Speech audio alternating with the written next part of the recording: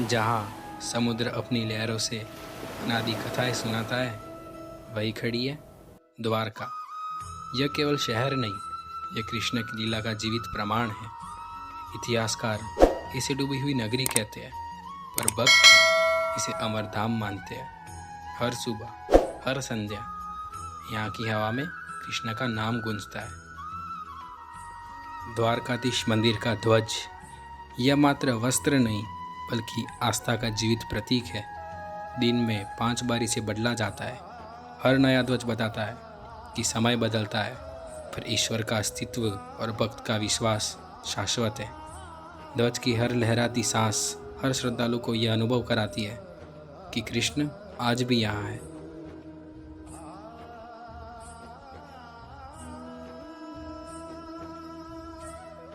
द्वारका केवल इतिहास नहीं, यह भाव है। किसी के लिए कृष्ण सखा है, किसी के लिए नीति के आचार्य और किसी के लिए स्वयं परमात्मा। हर यात्री यहाँ आकर अपने भीतर कुछ बदला हुआ महसूस करता है। यही द्वारका का चमत्कार है। समुद्र की गहराइयों में आज भी छिपी है वह नगरी जिसे श्री कृष्ण ने बसाया था। पत्थरों के ये स्तंभ, ये टूटी दीवारें, यह प्रमाण है कि द्वारका केवल कथा नहीं, वास्तविकता है। कहते हैं कृष्ण ने जब अपनी लीला पूरी की, समुद्र ने उनकी नगरी को अपने भीतर समा लिया।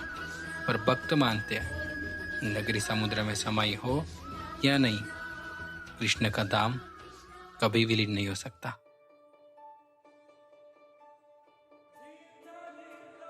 द्वारका से कुछ ही दूर है नागेश्वर ज्योतिर्लिंग। 12 ज्योतिर्लिंगों में से एक। यह शिव का वह रूप है जो भक्तों को विष से भी अमृत दिला देता है।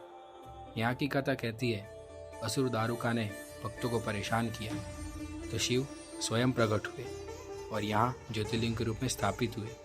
इसलिए नागेश्वर केवल शिवलिंग नहीं, बल्कि आस्था का कवच है। जब हजारों श्रद्धालु एक स्वर में ओम नमः शिवाय का उच्चारण करते हैं तो लगता है पूरा वातावरण पवित्र हो गया है। हर बेलपत्र, हर जल की बूंद भक्त की आस्था का साक्षी बन जाता है। नागेश्वर हमें याद दिलाता है कि चाहे जीवन कितना भी विषम क्यों ना हो, करुणा और भक्ति उसे अमृत बना सकती है।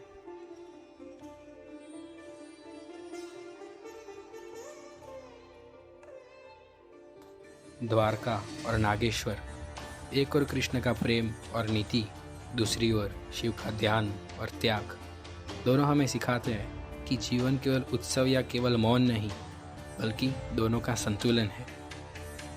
और यही है इस यात्रा का संदेश कि ईश्वर केवल मंदिरों में नहीं, बल्कि हमारे भीतर भी निवास करते हैं।